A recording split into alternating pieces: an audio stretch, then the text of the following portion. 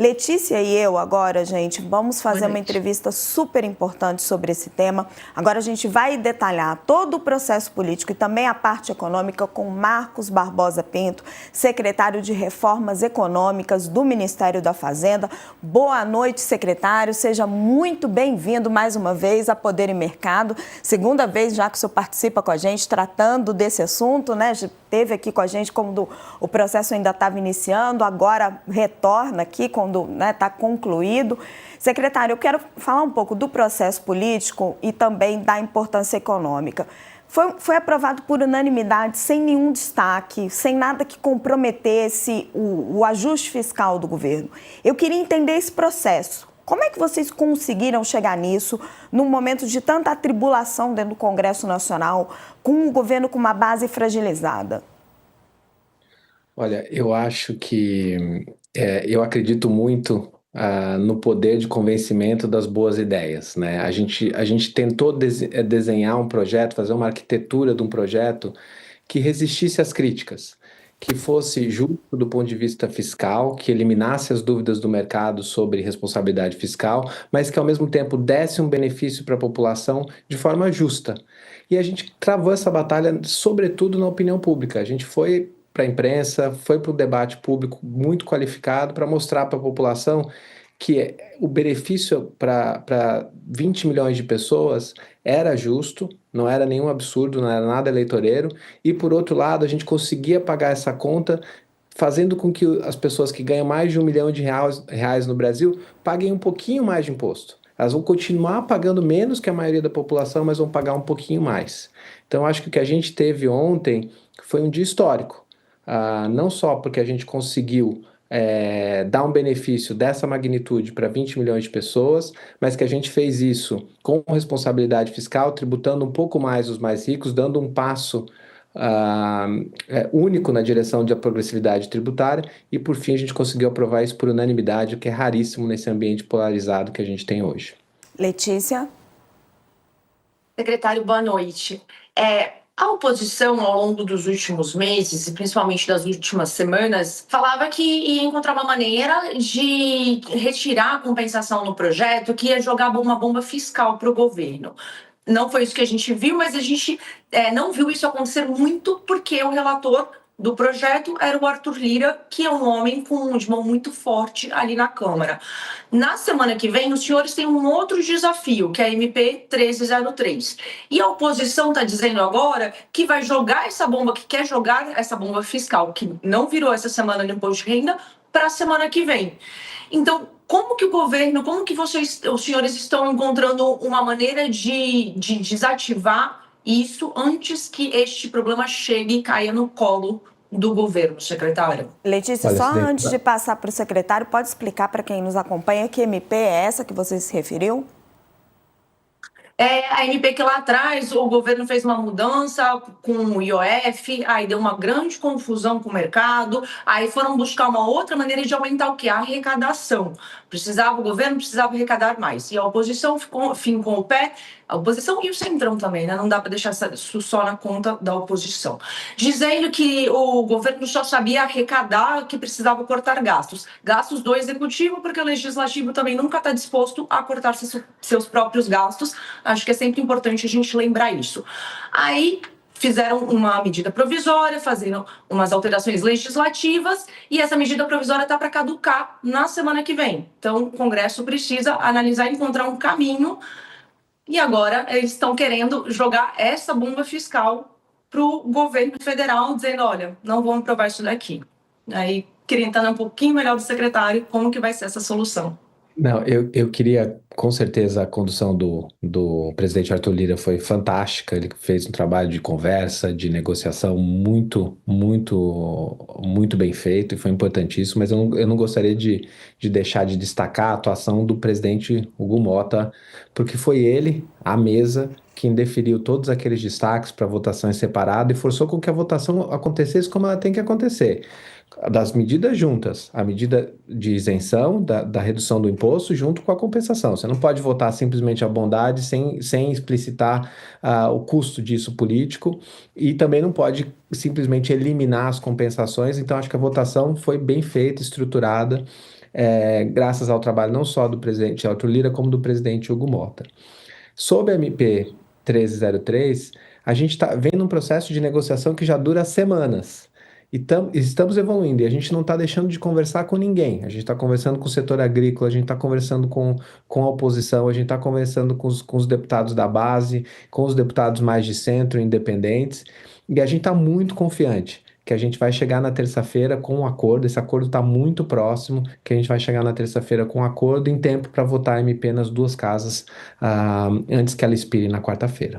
Secretário, voltando para o IR e agora olhando para o Senado, como é que estão as articulações no Senado? E o senhor tem algum receio que o embate regional da chamada República de Alagoas interfira na tramitação do Senado? E aí me refiro à rixa entre Arthur Lira e Renan Calheiros?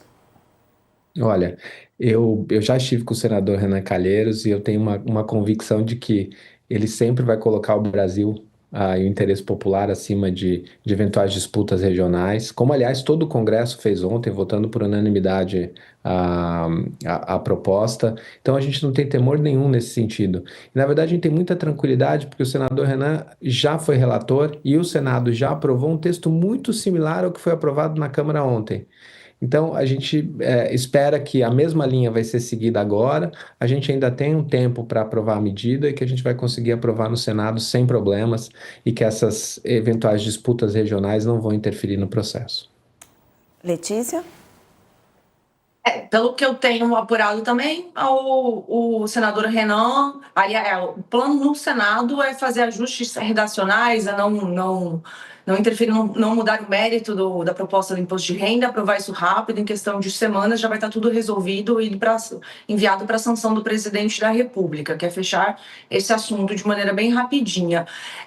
E aí eu entendo que esse assunto já está pacificado e resolvido, né? Que é uma grande vitória para o governo Lula, porque o imposto de renda, a ampliação da isenção do imposto de renda era uma bandeira da campanha do presidente, que ano que vem vai estar em reeleição. Vejo muita gente da oposição reclamando, dizendo que não era nem para esse tema ter ido para a pauta no plenário, para votação, porque é uma vitória para o governo, não teria como votar contra.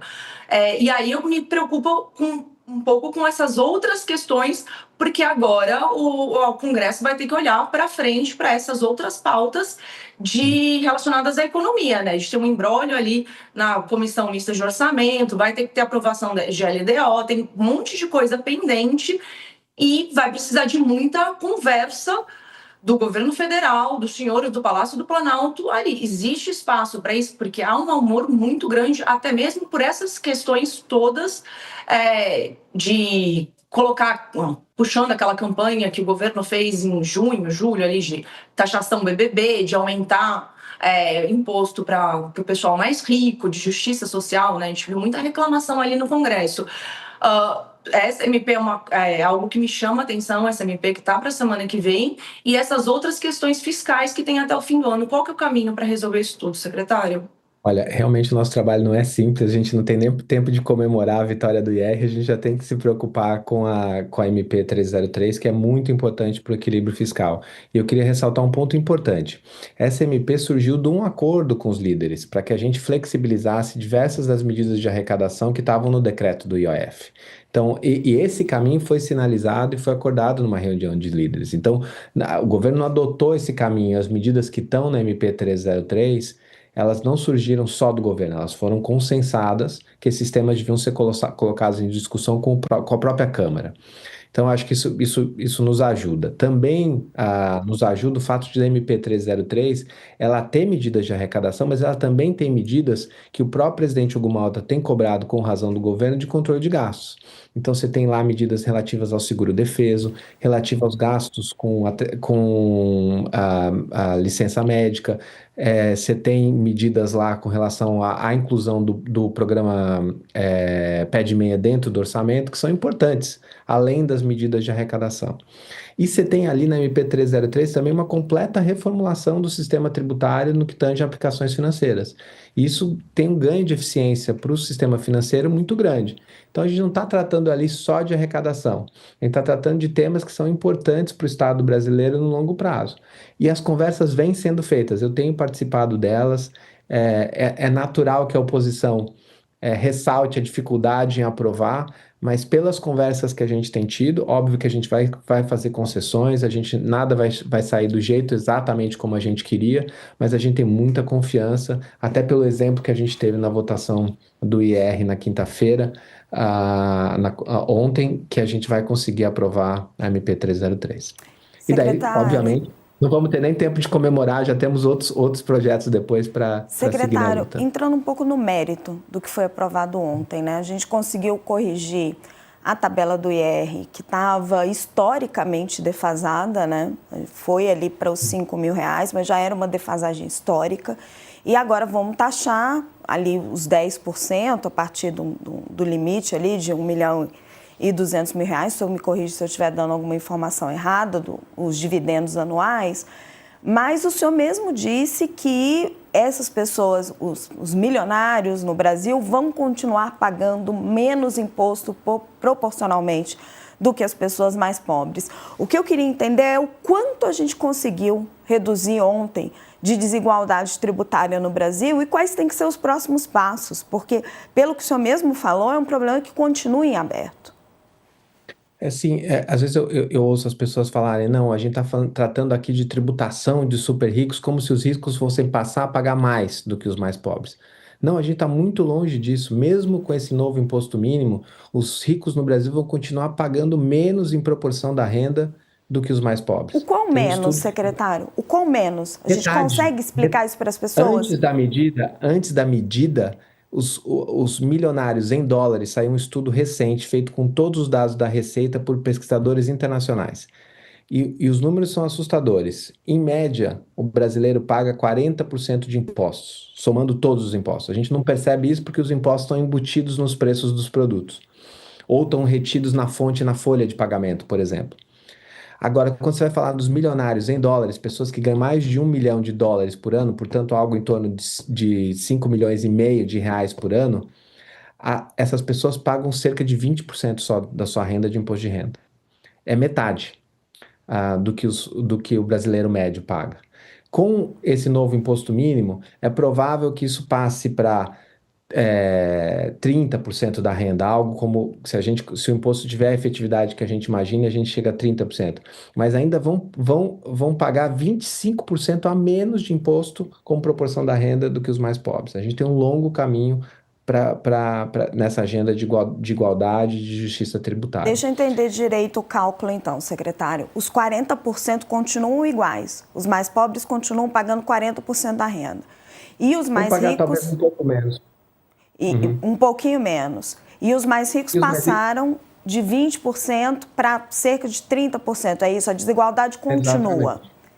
Exatamente. A desigualdade continua. E como que a gente pode mudar isso? O primeiro Exato, passo era o que eu ia perguntar. Quais são os próximos passos do governo, então? Porque o problema não está resolvido. Então, qual que é o... Primeiro, a gente tem que ter a tributação da renda no Brasil, tem que focar naqueles que têm realmente mais renda. O imposto mínimo, eu acredito que seja um primeiro passo, mas a gente tem uma série de iniquidades tributárias, por exemplo, sistemas tributários favorecidos, como o Simples, o lucro presumido, que precisam ser revistos.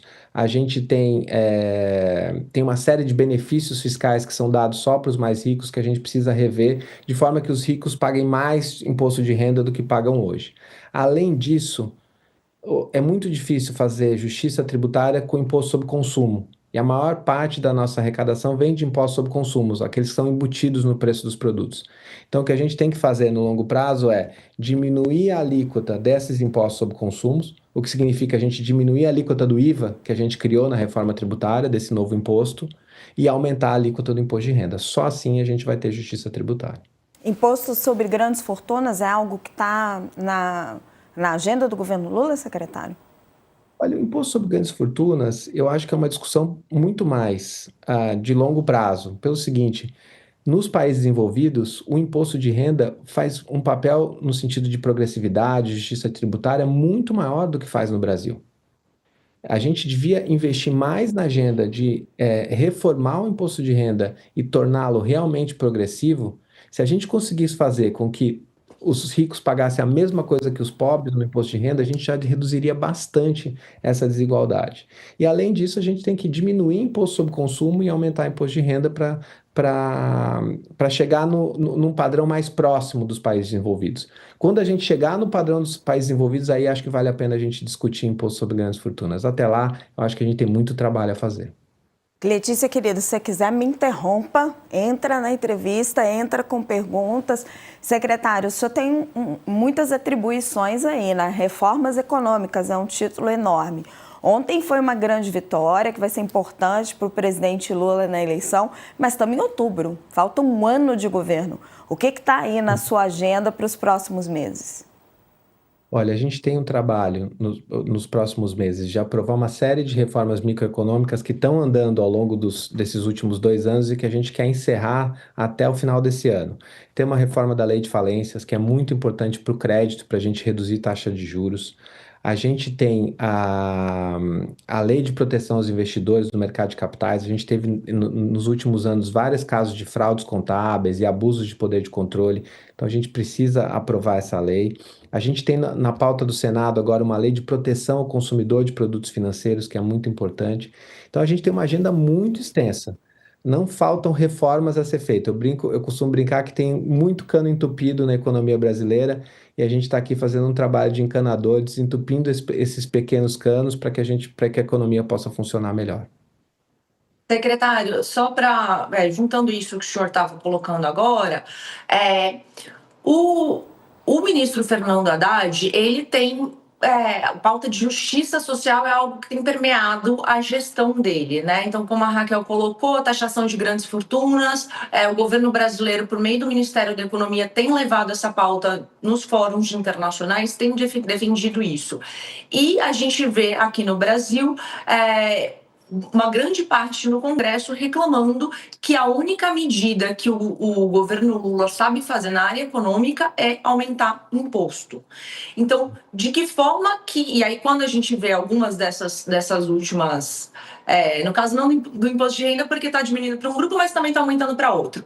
Quando a gente vê algumas das principais medidas, de fato, elas se referem à alta de impostos. De que maneira que o governo consegue, que o Ministério da Fazenda, que os senhores conseguem explicar esse retrato e quais que são os principais outros buracos, para além desses pontos específicos que o senhor colocou agora, de um ou outro projeto, o principal duto que vai embora dinheiro e o que deveria ser fechado para que as contas públicas fiquem mais saudáveis ao longo dessa gestão? Olha, o que aconteceu ao longo dos últimos anos, né? A gente teve um processo que vem de quase uma década de aumento de gasto público e, ao mesmo tempo, de perda de arrecadação. Se a gente quer ter as contas públicas em ordem, a gente não vai conseguir atingir esse resultado sem fazer as duas coisas. Todas as experiências de ajuste fiscal bem-sucedidos na história recente do mundo foram feitos com medidas nas duas frentes, de recomposição de receita e de controle de despesas. E o governo está agindo nas duas frentes. Na recomposição de receita era importante e a gente não fez isso aumentando alíquotas. Esse caso agora que a gente está tratando aqui é diferente. A gente está aumentando a alíquota de alguns para reduzir a de muitos. A gente está aumentando a alíquota de poucos para reduzir a alíquota de muitos, para beneficiar muitos. Mas na maioria dos casos a gente fez isso atacando privilégios ou benefícios que só alguns tinham. Por exemplo, os fundos offshore, que não pagavam nenhum imposto, os fundos exclusivos, pelos quais os super ricos, esses realmente muito ricos, com patrimônio acima de 20 milhões de reais, que também não pagavam nenhum imposto nas suas aplicações financeiras. A gente foi eliminando esses buracos na legislação e com isso recompondo receita. Mas a gente também está agindo do lado da despesa. No final do ano passado, a gente aprovou um pacote de quase 40 bilhões de reais de corte de gastos no final do ano. Não foi um pacote nada desprezível. A gente contou com o apoio do Congresso. O pacote não chegou no nível que a gente gostaria. Algumas medidas ficaram pelo caminho. Para dar dois exemplos importantes. A reforma da Previdência dos militares não seguiu em frente. Os super salários continuam sendo pagos. E essa é uma agenda que a gente precisa enfrentar. Como o ministro Fernando Haddad tem dito, a gente tem que fazer controle de despesa, a gente tem que recompor receita. E a gente vai fazer as duas coisas atacando nos pontos, nos lugares onde é socialmente mais justo. A gente não vai fazer ajuste fiscal em cima de quem precisa. E tem espaço para a gente fazer isso. Tem muito gasto no Brasil que está direcionado para os mais ricos, e isso vale tanto para gasto tributário como para gasto primário direto. Quero agradecer muito o secretário Marcos Pinto pela sua presença aqui em Poder e Mercado. Secretário, parabéns pelo trabalho e obrigada por mais essa sua participação aqui no nosso programa. Já fica o convite para uma próxima. Obrigada, secretário. Uma boa noite. Obrigado, boa noite. Boa noite.